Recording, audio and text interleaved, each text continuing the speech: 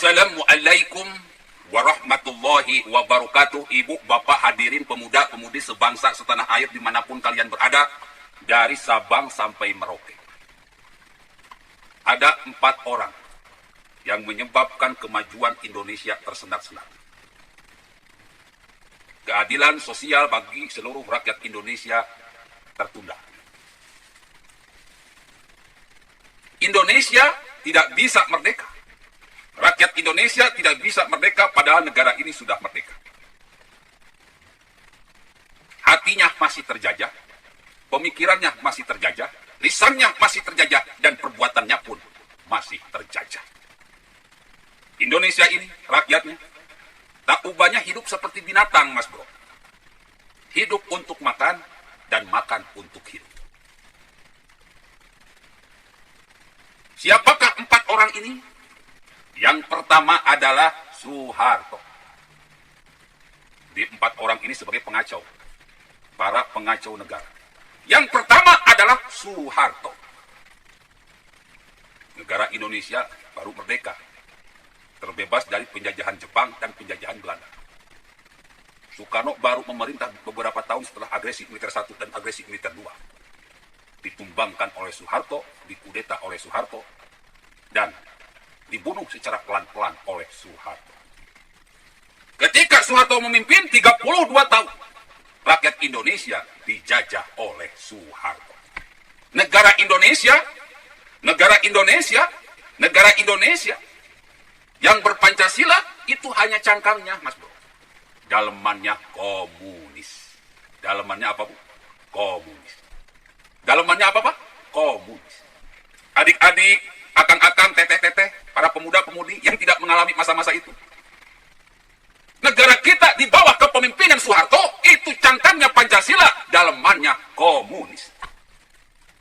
Akhirnya rakyat terjajah dan terjajah lagi, terjajah hatinya, terjajah pemikirannya, terjajah lisannya, dan terjajah perbuatannya. Ngomong dikit, besoknya jadi mayit. Protes dikit, besoknya jadi bangkai.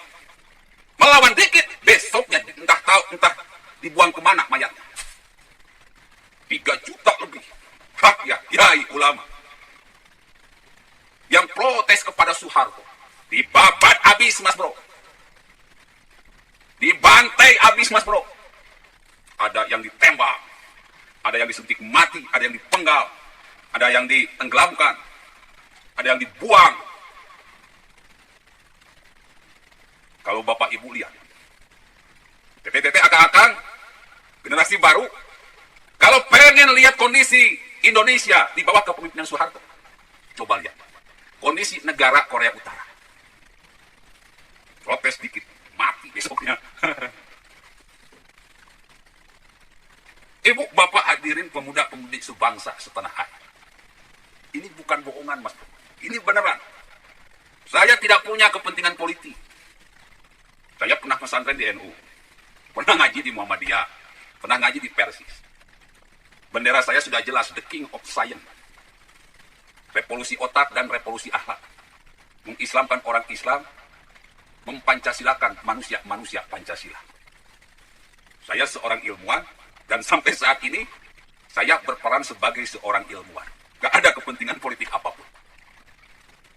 Ini harus saya luruskan semuanya. Jadi pengacau kemajuan Indonesia dia Soeharto. 32 tahun rakyat Indonesia dibawa ke dalam masa-masa penjajahan, seperti di era penjajahan Jepang, seperti di era penjajahan Belanda. Na'udzubillah, summa na'udzubillah. 32 tahun harusnya udah maju. Kita gini-gini aja. Ini pengacaunya namanya Soeharto, penghambat. Setelah Soeharto tumbang, jatuh di tahun 1998. Rakyat marah karena ada 2 pahlawan reformasi terbunuh. Muncullah 4 tokoh reformasi, yaitu Gus Dur, Megawati, Amin Rais, dan Hamengkubuwana, menyelamatkan negara ini. By the way, para pengacau yang kedua yang membuat Indonesia tidak bisa bangkit dari kebodohannya, dari penderitaannya, dari penjajahannya, dari kemiskinan, dari pengangguran, dari kelaparan. Yaitu Amin Rais.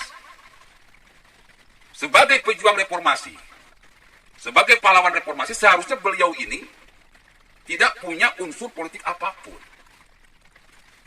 Memperbaiki sesuatu yang rusak, meluruskan sesuatu yang bengkok.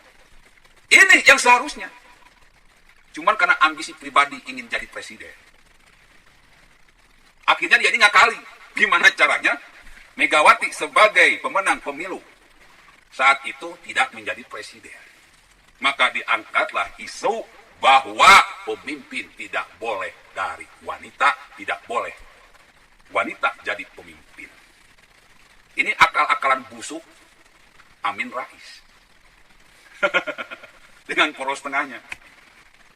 Padahal nggak ada sangkut pautnya antara kepemimpinan dengan gender. Nggak ada. Ini ada sebuah negara. Maka pakailah aturan negara. Negara bukan agama, dan agama bukan negara. Tetapi inilah fitnah yang pertama, pemikiran busuk yang pertama, hoax yang pertama yang dilakukan oleh Amin Rais dan kawan-kawan untuk menjegal Megawati jadi presiden.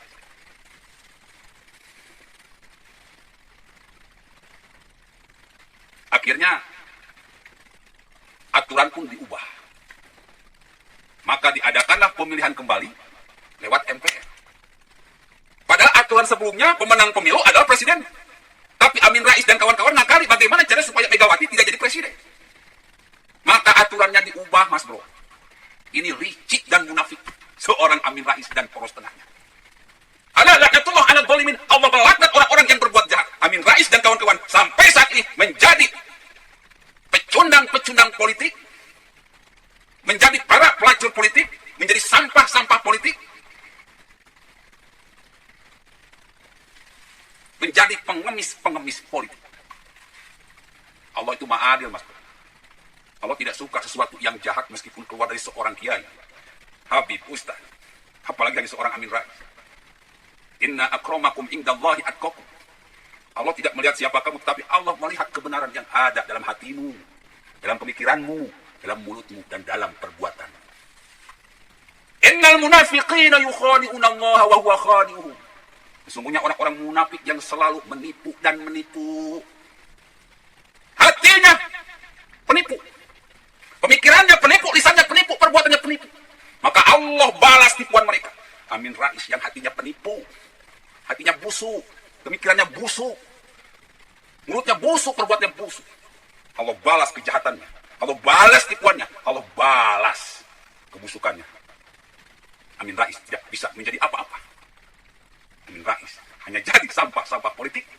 Kalau kata Gus Dur, Amin Rais adalah seorang gelandangan politik. Saya sarankan kepada Amin Rais dan keluarga untuk segera meminta maaf kepada keluarga Soekarno, kepada keluarga Gus Dur. Karena dosa kepada manusia itu, Allah tidak akan memberi ampunan sebelum kalian meminta maaf kepada yang sudah kalian zolim. Ibu, bapak, hadirin pemuda-pemudi sebangsa setanah air. Seorang Amin Rais tidak bisa atau tidak cukup satu kali menzolimi Megawati. Ketika pertarungan Presiden Megawati vs SBY, Amin Rais lagi-lagi berupaya bagaimana caranya supaya Megawati tidak terpilih menjadi presiden. Megawati terpilih jadi presiden karena Gus Dur dikudeta oleh Amin Rais. Gus Dur diturunkan oleh Amin Rais, dipaksa turun lewat peraturan perundang-undangan yang sudah mereka ubah. Karena Amin Rais ini ketua MPR, dengan seenaknya bisa mengubah apapun sesuai keinginannya. Jadi Gus Dur ini memang dijatuhkan oleh Amin Rais. Kekuasaan tertinggi itu ada di MPR. Amin Rais ketua MPR-nya, maka yang memberhentikan presiden adalah ketua MPR. Jadi sudah nyata bahwa Amin Rais lah yang menjatuhkan Gus Dur. Untuk menghambat Megawati jadi presiden, Amin Rais berupaya untuk merayu SBY yang saat itu menjadi Menko Polhukam. Dan memang benar saja, SBY terayu. Inilah awal perselisihan antara Megawati dan SBY. Megawati merasa dikhianati, Megawati merasa ditikam oleh SBY. Karena SBY berkhianat kepada Megawati. kehebatan seorang Amin Rais memainkan isu politik bahwa pemimpin tidak boleh dari wanita membuat kembali Megawati tumbang dikalahkan oleh jagoannya Amin Rais, yaitu SBY. Ketika kemarin waktu Ahok, waktu Pilpres Jokowi, kalian saksikan pula bagaimana Amin Rais kembali menjadi aktor di belakang layar, menjadi dalang atas semua kerusuhan dan kericuhan, menjadi otak di belakang semuanya. Jadi dua, yang kedua ini Amin Rais, oleh para netizen disebut sebagai Sengkuni. Otak dari semua kericuhan di zaman reformasi, ya ini namanya Amin Rais. Dua. Di zaman Gus Dur, Indonesia menjadi lebih baik, lebih akur. Cuman keributan hanya terjadi di kalangan elit saja. Di zaman Megawati, Megawati sudah sukses menurunkan dolar dari 21.000 menjadi 8.900. Sebuah prestasi yang hebat. Indonesia mulai bangkit. Tetapi di era SBY, semuanya hancur berantakan, Mas Bro. Jadi orang yang ketiga yang menghambat kemajuan Indonesia adalah SBY. Naiknya dengan kejahatan, naiknya dengan menjadi pecundang, berkhianat kepada Megawati. Maka di akhir kepemimpinannya, kalian lihat sendiri. Dia SBY disibukkan dengan pembobolan bank senturi, korupsi besar-besaran yang dilakukan oleh kadernya. Katakan tidak pada korupsi. Tahulah kasus ini. Jadi 10 tahun selama kepemimpinan SBY ini kita tidak bisa lebih baik. Dolar yang asalnya 8.900. Bensin yang asalnya 6.000. Jadi mundur, Mas Bro. Jadi naik lagi. Menjadi 11.000. Dolar menjadi 11.000. Bensin menjadi mahal. Indonesia di era SBY cuma stagnan saja. Yang asalnya naik di era Megawati, kini datar-datar saja bahkan menurun. Di era Jokowi, di era Jokowi dan Ahok, maka muncul pengacau yang keempat. Muncul pengacau yang keempat. Yang namanya Habib Rizik Syihab. Ini sosok yang sangat berbahaya, Mas Bro. Ini lebih fighter, lebih menggunakan otot dan otak. Kalau Amin Rais pakai otak, SBY pakai otak, Soeharto pakai otak. Kalau Rizik Syihab ini pakai otot dan pakai otak, juga pakai mulut, komplit. Makanya Indonesia ini seperti diguncang gempa yang sangat dahsyat. Rakyat dicuci otak agar fanatik pada agama. Akhirnya Ahok pun tumbang dengan fitnah isu penistaan agama.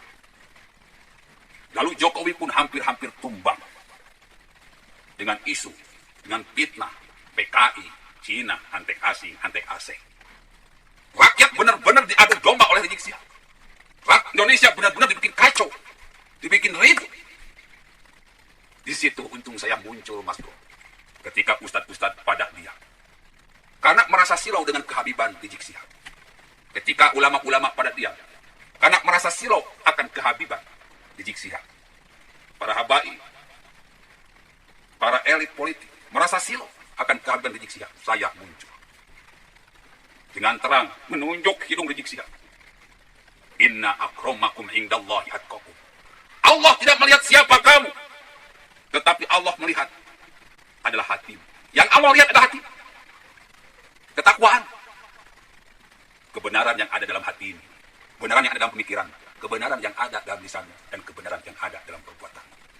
Atas dasar dalil ini, firman Allah ini, saya lawan Rizik Syihab dan kawan-kawan. Hingga sekarang mereka sudah hancur lebur. Tinggal puing-puing.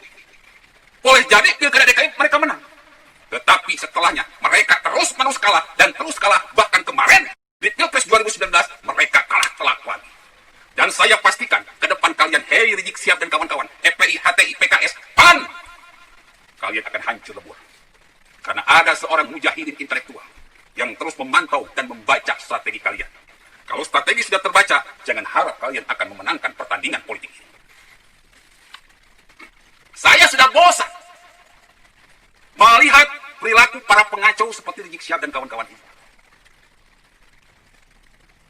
lebih baik kalian, hei keluarga Soeharto, keluarga Cendana, keluarga Amin Rais, keluarga Rizik Syihab, orang-orang Rizik Syihab, orang Soeharto, orang-orang Cendana, kalian meminta maaf, Mas Bro. Karena kalian ini jahat, Bro. Zalim. Ala la'natullah 'alal zalimin. Allah melaknat orang-orang yang berbuat zalim, Allah melaknat orang-orang yang berbuat jahat. Allah pasti mengalahkan orang-orang yang berbuat zalim, Allah pasti mengalahkan orang-orang yang berbuat jahat. Seberapa hebat strategi kalian, kalian akan hancur. Semakin kalian menentang kebenaran, maka kalian akan semakin hancur. Terutama untuk Rizik Syihab, yang kita semua tahu Rizik Syihab ini menggunakan fitnah dan hoax sebagai senjata untuk menghancurkan lawan politik. Seharusnya sebagai keturunan Nabi, akhlaknya jadi seperti Nabi dong. Emang ada Nabi mengajarkan untuk memakai strategi fitnah dalam melakukan sesuatu? Tidak ada, Mas. Itu ajaran setan, Mas Bro. Menghalalkan segala cara. Apa yang dilakukan oleh Rizik Syihab ini sama persis seperti apa yang dilakukan oleh musuh.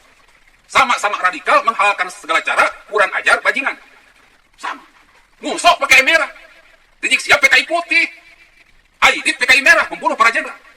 Rizik Syihab PKI putih, membunuh nama baik Ahok dan Jokowi beserta Gus Dur. Saya sarankan kepada Rizik Syihab dan pengikutnya untuk meminta maaf kepada keluarga Soekarno yang sudah kalian fitnah habis-habisan. Kepada Soekarno yang sudah kalian fitnah habis-habisan. Meminta maaf kepada keluarga Gus Dur yang sudah kalian fitnah habis-habisan. Meminta maaf kepada Gus Dur yang sudah kalian fitnah habis-habisan.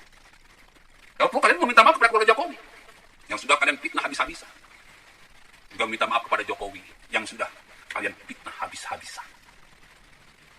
Kalau yang sudah meninggal, yang sudah wafat seperti Insinyur Soekarno dan Gus Dur, ya kalian harus berziarah, Mas, ke makam Soekarno dan ke makam Gus Dur setelah meminta maaf kepada keluarga Soekarno dan keluarga Gus Dur. Kalau Jokowi ini masih ada, Mas, tinggal datang ke istana meminta maaf. Keluarga Jokowi masih utuh, nggak datang ke rumahnya minta maaf. Karena Allah tidak akan memberi maaf kepada kepada hambanya jika hambanya tidak meminta maaf kepada yang sudah dizolimi. Orang yang dizolimi ini akan meminta pertanggungjawaban di sidang akhirat kelak. Kenapa saya dizolimi? Hei Rizik Syihab. Dikala itu, Malik Yaumiddin, Allah lah yang merajai hari pembalasan. Na'udzubillah, sungguh mengerikan yang dinamakan sidang akhirat ini. Faman ya'mal mithqala dzarratin khairan yarah wa man ya'mal mithqala dzarratin syarran yarah. Barang siapa yang berbuat kebaikan, Allah balaskan. Barang siapa yang berbuat kejahatan, Allah balaskan meskipun sebesar biji debu. Daripada nanti, ini sekarang minta maaf. Apa susah? Ketika semua sudah minta maaf, keluarga Soeharto meminta maaf, keluarga Cendana meminta maaf, keluarga Amin Rais meminta maaf, keluarga Habib Rizik meminta maaf kepada Soekarno dan keluarganya, Gus Dur dan keluarganya, Jokowi dan keluarganya, maka Indonesia ini akan keluar dari kutukan yang selama ini menyelimuti negara Indonesia. Ini namanya rekonsiliasi nasional. Rekonsiliasi nasional. Saling memaafkan, saling membebaskan. Ibu, bapak, hadirin pemuda-pemudi sebangsa setanah air. Jika ini sudah selesai, maka tentu saja Indonesia akan menjadi negara yang aman, damai, saling asah, saling asih, saling asuh, gemah ripah, loh cenawi, tetap tentrem, kertora harjo. Dengan ketenangan inilah, maka Indonesia akan dengan cepat memperoleh kebahagiaan di dunia dan di akhirat. Ya ayyatuhan nafsul mutmainnah irji'i ila rabbiki radiyatan mardiyah, kembali. Wadkhuli fi ibadi wadkhuli jannati. Dengan ketenangan, negara ini akan menjadi sebuah negara yang diridhoi oleh Allah Subhanahu wa taala. Akan menjadi negara yang akan menjadi surga dunia dan juga surga akhirat. Tetapi kalau terus-menerus negara ini kacau balau, maka lama-lama negara ini akan terjadi perang saudara mungkin lebih parah dari Suriah. Billahil taufiq wal hidayah. Assalamualaikum warahmatullahi wabarakatuh.